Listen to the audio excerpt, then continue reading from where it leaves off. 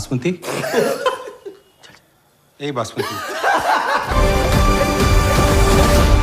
Right hand बाप होता है right hand. Hi friends, welcome to our channel. అయితే మనం ఈ వీడియోలో super boys of Malegaon Hindi to Telugu డప్పుడు మూవీ రివ్యూని కూడా తెలుసుకుందాం.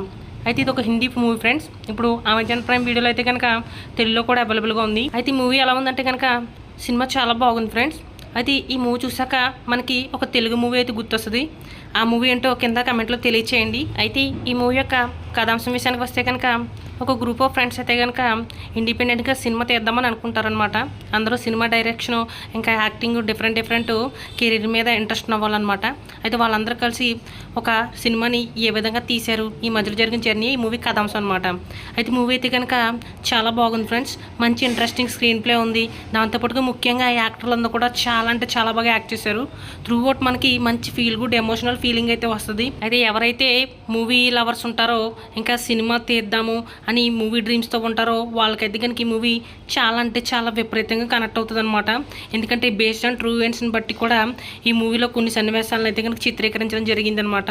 అంతేకాకుండా మంచి ఎక్సలెంట్ రిలేటబుల్ స్క్రీన్ ప్లే ఉంటుంది.